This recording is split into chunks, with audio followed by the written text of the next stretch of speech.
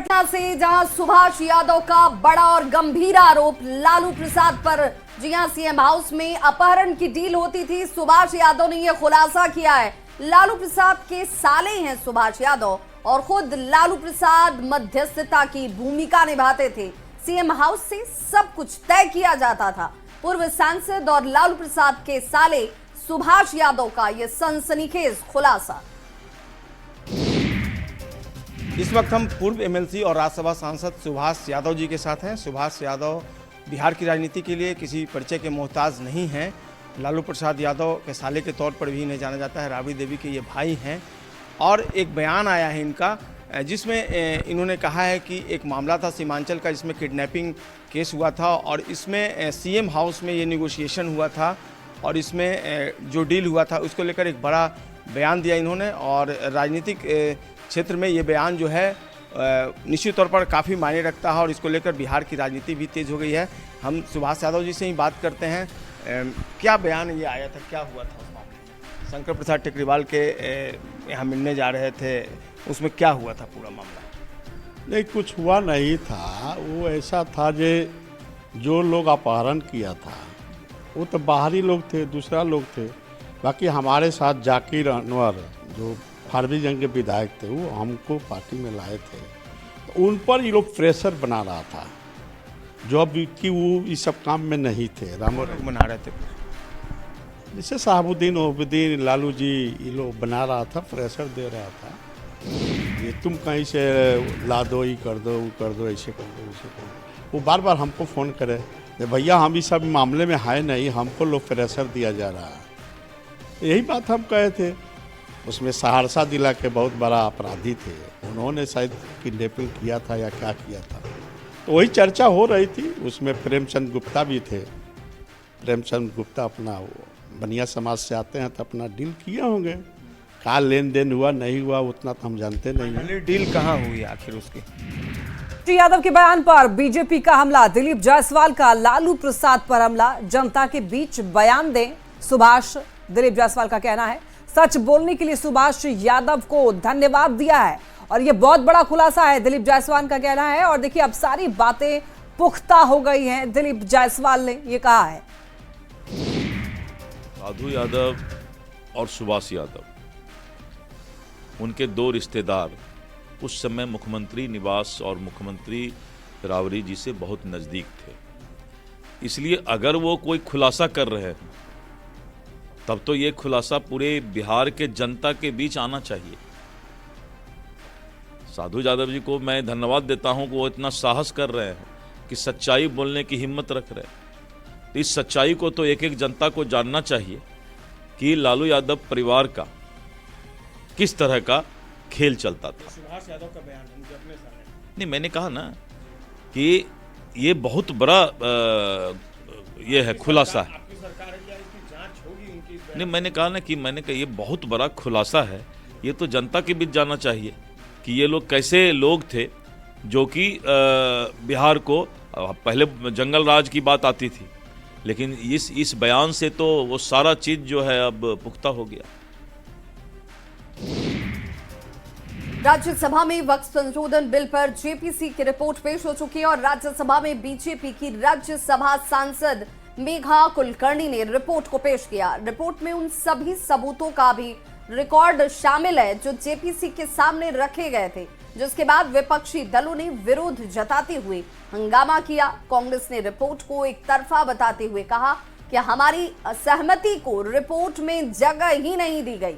विपक्षी सांसदों का यह भी कहना है कि रिपोर्ट में हमारे डिसेंट नोट को भी कहीं रखा नहीं गया। कांग्रेस के राष्ट्रीय अध्यक्ष मल्लिकार्जुन खड़गे ने जेपीसी के रिपोर्ट को फर्जी बताते हुए कहा कि वो इस रिपोर्ट को नहीं मानेंगे। उन्होंने इस रिपोर्ट को असंवैधानिक और अलोकतांत्रिक भी करार दिया। 2 बजे के बाद लोकसभा में भी वक्फ संशोधन बिल की ये जेपीसी की रिपोर्ट पेश होने वाली है। वक्फ संशोधन बिल पर शाहनवाज हुसैन ने कहा कि विपक्ष बिना बात के हंगामा कर रहा है। इस बिल के पास होने के बाद फर्जी दावे में कमी आएगी। देखिए, जो वक्फ संशोधन बिल है ये बेहतरीन बिल बना है। इसमें पूरी सलाह ली गई है वक्फ जो होता है वो गरीबों के लिए, खासकर विधवा के लिए, यतीम बच्चों के लिए इसका काम होता है, इसीलिए इस नियत से वक्फ किया जाता है। लेकिन इसमें बहुत ज़्यादा दिक्कत थी। अब जो वक्फ अमेंडमेंट एक्ट आया है इसमें पूरी तरह सुधार कर दिया गया है। इससे वक्फ की जो जायदाद है वो मजबूत होगी, लेकिन फर्जी दावे कमजोर होंगे। बीजेपी पर लालू प्रसाद की तरफ से बड़ा हमला किया गया एक बयान के जरिए, जिसमें दिल्ली चुनाव का कोई असर बिहार के चुनाव पर नहीं पड़ने वाला है, ये दावा करते लालू प्रसाद नजर आए। हमारे रहते बिहार में बीजेपी सरकार नहीं बनाएगी, बीजेपी को जनता समझ गई है। बनाएंगे कोई असर नहीं पड़ेगा, भाजपा जाएगा। बोल रही है कि सरकार बनाएंगे एकदम पूर्ण बहुमत के साथ। कैसे बना लेगा सरकार? हम लोग रहते हुए सरकार बना लेगा भाजपा। भाजपा को लोग जान गए, तुम लोग को भी लोग जान गए। अभिनेता विकी कौशल महाकुंभ पहुंचे हैं संगम नगरी। आकर के उन्होंने कहा है कि यहां आकर बहुत अच्छा लग रहा है, बहुत समय से इंतजार कर रहे थे कि यहां कब आने का मौका मिलेगा। अब आए हैं तो बहुत भाग्यशाली महसूस कर रहे हैं कि हम महाकुंभ का हिस्सा बन रहे हैं। बहुत समय से इंतजार कर रहे थे कि कब आने का मौका मिलेगा। अब आए हैं तो बहुत बहुत अच्छा लग रहा है और बहुत फॉर्चुनेट फील कर रहे हैं कि हम महाकुंभ का हिस्सा बन पाए। Thank you so much. Film अभिनेत्री ममता कुलकर्णी को लेकर किन्नर अखाड़े की आचार्य महामंडलेश्वर लक्ष्मी नारायण त्रिपाठी ने बड़ा दावा किया। उन्होंने बताया कि ममता कुलकर्णी यानी यमाई ममतानंद गिरी ने किन्नर अखाड़े को नहीं छोड़ा है। वे किन्नर अखाड़े की महामंडलेश्वर हैं और आगे भी वो रहेंगी। लक्ष्मी नारायण त्रिपाठी ने विरोधियों पर निशाना जरूर साधा। पर सबसे ज्यादा अगर चर्चा हुई तो ममता कुलकर्णी की को महामंडलेश्वर बनाने की, उसके बाद जो विवाद शुरू है और जो वीडियो आया उसके बारे में अब आपको क्या कहना है कि क्या ये वीडियो में कितनी सच्चाई है? वो किन्नर अखाड़े में है कि नहीं, महामंडलेश्वर है कि नहीं?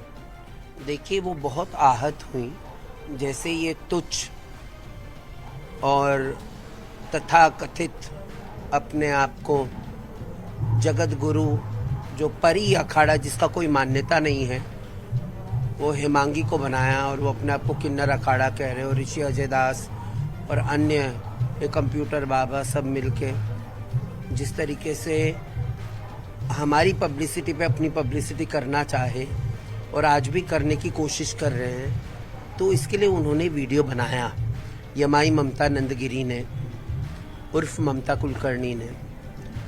और मेरी बातचीत हुई तो वो यही कह रही थी कि माँ मेरी वजह से आपको इतना सब कुछ सहना पड़ रहा है, तो मैं इस्तीफा का वीडियो बनाई बिना आपके पूछ के, पर उसका इस्तीफा हमने खारिज कर दिया।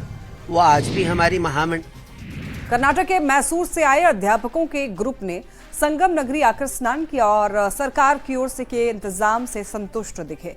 कर्नाटक से यहां पर पहुंचे टीचर्स ने ये कहा कि सभी को एक बार संगम नगरी जरूर आना चाहिए।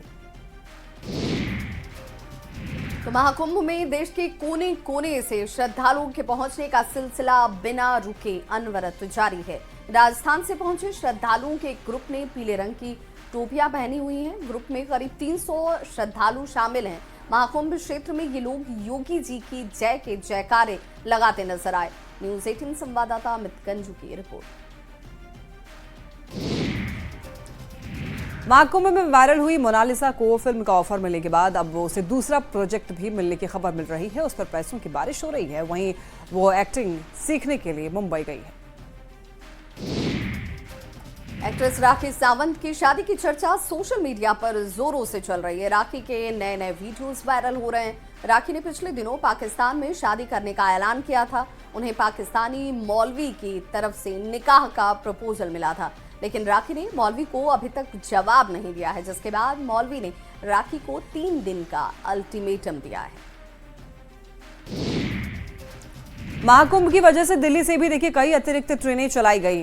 रेलवे बोर्ड के कार्यकारी निदेशक दिलीप कुमार ने बताया कि हर रोज लगभग 350 गाड़ियों का परिचालन प्रयागराज से भी किया जा रहा है। 15 से 17 लाख लोग रोज रवाना हो रहे हैं। हालांकि कुछ जगह पर असामाजिक तत्वों की ओर से तोड़फोड़ हुई है, लिहाजा सीसीटीवी की मदद से उनकी पहचान की जा रही है। हम आपको दिखाएं अयोध्या में राम मंदिर के मुख्य पुजारी आचार्य सत्येंद्र दास की अंतिम यात्रा शुरू हो गई है। अंतिम यात्रा हनुमानगढ़ी राम जन्मभूमि दर्शन करते हुए सरयू के घाट तक पहुंचेगी, जहां पर उन्हें जल समाधि दी जाएगी। आचार्य सत्येंद्र दास की अंतिम यात्रा में हजारों की संख्या में लोग उमड़ रहे हैं। आपको बता दें कि लंबी बीमारी के चलते लखनऊ के पीजीआई में आचार्य सत्येंद्र दास का निधन हो गया था। विकासशील इंसान पार्टी के राष्ट्रीय अध्यक्ष और पूर्व मंत्री मुकेश सहनी ने मसौड़ी में कार्यकर्ताओं से मुलाकात के दौरान एक बड़ा दावा किया। कार्यकर्ताओं के स्वागत के समय मुकेश सहनी ने सरकार बनने पर डिप्टी सीएम बनने की बात कह दी। सहनी ने कहा कि इस बार अपनी सरकार बनेगी तब ना डिप्टी सीएम बनेंगे।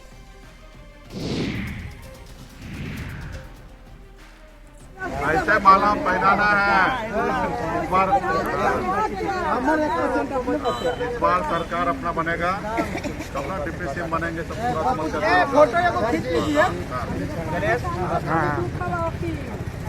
सब दुख दर्द सब दूर होगा। भागलपुर के तिलकामांझी भागलपुर विश्वविद्यालय के पीजी हिंदी विभाग में असिस्टेंट प्रोफेसर डॉक्टर दिव्यानंद के तबादले से नाराज छात्रों का चौथे दिन भी अनशन जारी है। अनिश्चितकालीन आमरण अनशन पर बैठे छात्र प्रोफेसर दिव्यानंद देव का तबादला वापस लेने की मांग कर रहे हैं। अनशनकारी छात्र छात्राओं की तबीयत खराब हो रही है। हालांकि विश्वविद्यालय के कुलपति ने छात्र और छात्राओं की मांग को गलत बताया और कहा अगर छात्रों की तबीयत बिगड़ रही है तो उसमें विश्वविद्यालय प्रशासन का कोई दोष नहीं है। बिहार में अफीम की अवैध खेती को लेकर पुलिस लगातार एक्शन में है। नवादा पुलिस ने रजौली थाना के पेलमोर जंगल में लगी अफीम की खेती को नष्ट किया। पुलिस और वन विभाग ने सूचना मिलने पर संयुक्त कार्रवाई की। 1 एकड़ में लगी अफीम की खेती को नष्ट करने के साथ ही एक व्यक्ति को भी गिरफ्तार किया गया। फिलहाल पुलिस गिरफ्तार आरोपी से पूछताछ कर रही है। सूचना मिली कि पेलमोर के जंगल में पहाड़ के ऊपर कुछ समतल भूमि पे कुछ लोगों द्वारा अवैध रूप से अफीम की खेती की जा रही है। सूचना पाकर वरीय पदाधिकारी को अवगत कराते हुए टीम का गठन किया गया, जिसमें थाने के पुलिस पदाधिकारी के अलावा वन विभाग की टीम को शामिल किया गया और दोनों के द्वारा संयुक्त रूप से छापेमारी की गई। वहाँ पेलमोर के जंगल में जब पहाड़ पहुँचे तो देखे कि लगभग 1 एकड़ भूमि में जो है अवैध रूप से अफीम की खेती की जा रही थी, जिसे विनष्ट किया गया है।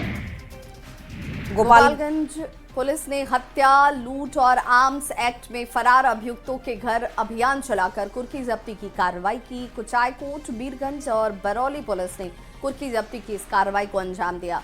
कुर्की जब्ती से पहले अभियुक्तों के घर पुलिस ने इश्तेहार चिपकाया। इससे पहले आरोपियों को आत्मसमर्पण करने का मौका भी दिया गया था। सरेंडर नहीं करने पर कुर्की जब्ती की कार्रवाई की गई। जितने भी फरार अभियुक्त हैं या फिर जो वारंटी हैं या फिर जिनके ऊपर अलग अलग माननीय न्यायालय से कुर्की निर्गत है, ऐसे सभी लोग को हम लोग के द्वारा एक अलग विशेष टीम बना करके सभी थानों में छापेमारी की गई है, जिसके परिणाम स्वरूप पिछले 1 वीक में लगभग 170 के आसपास जो अभियुक्त हैं जो वांछित चल रहे थे उनके द्वारा पुलिस की गिरफ्तारी की डर से सरेंडर की। और इस वक्त एक बड़ी खबर सामने आ रही है। लोकसभा में पेश हुई जेपीसी की रिपोर्ट। देखिए, जेपीसी चेयरमैन ने पेश की रिपोर्ट। जगदम्बिका पाल ने रिपोर्ट पेश की है, तो लोकसभा में पेश हो गई है जेपीसी की रिपोर्ट। बड़ी खबर आप तक पहुंचा रहे हैं। जेपीसी चेयरमैन ने ये रिपोर्ट पेश की है लोकसभा में।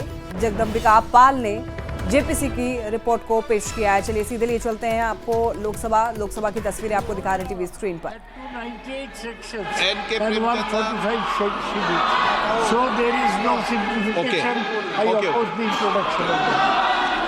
माननीय मंत्री महोदय मोशन लाएं।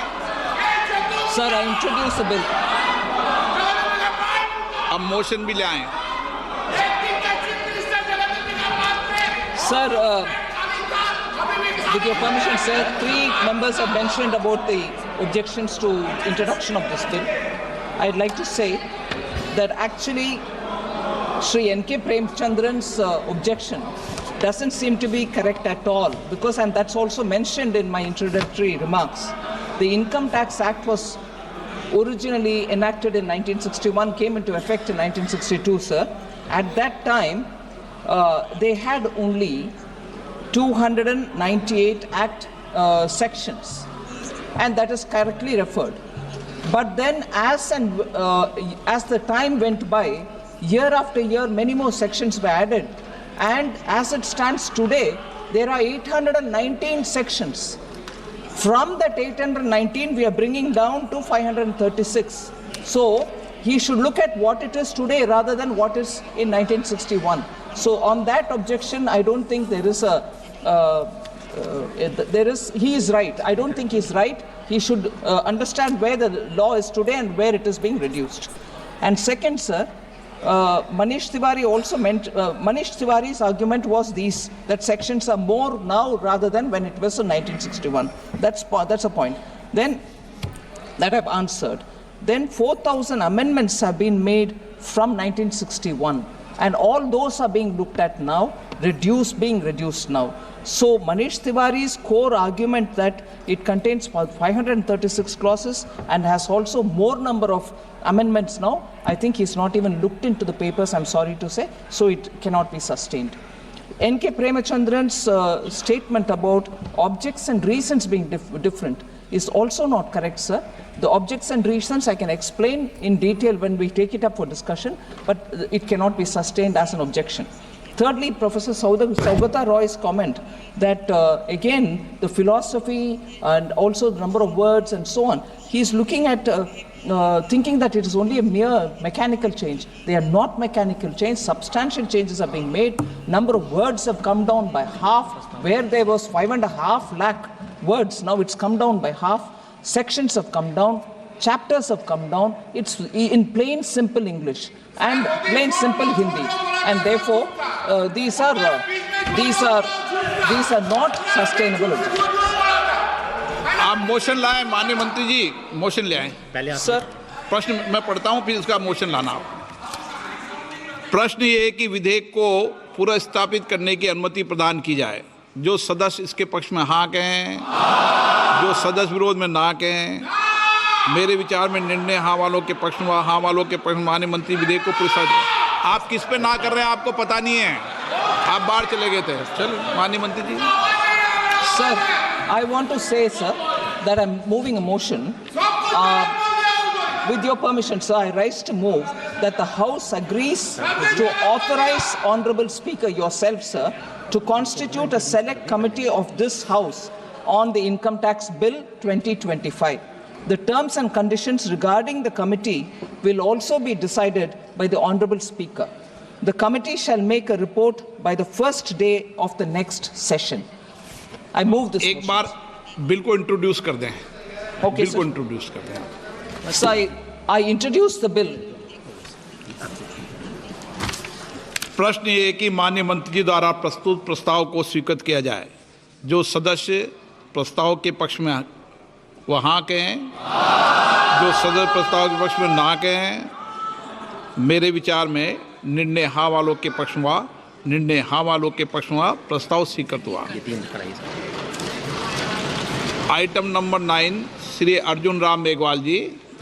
Honorable Speaker, sir, with your kind permission, I rise to lay the papers on the table of the House mentioned against the name of my colleague, Shri Shripad Yesho Naik, pertaining to the Ministry of New and Renewable Energy at serial number 9 in the today's revised list of the business. Thank you. Item number 25 Shri Jagdindra Pal ji. अध्यक्ष महोदय, मैं आपकी अनुमति से आज की कार्यसूची में क्रम संख्या 25 पर मेरे नाम के समूह तथा सूचीबद्ध पर संशोधन विधेयक 2024 संबंधी संयुक्त समिति के साथियों का अपडेट सभापति पर रखता हूँ। Item number 26 Shri Pratap Rao Yadav.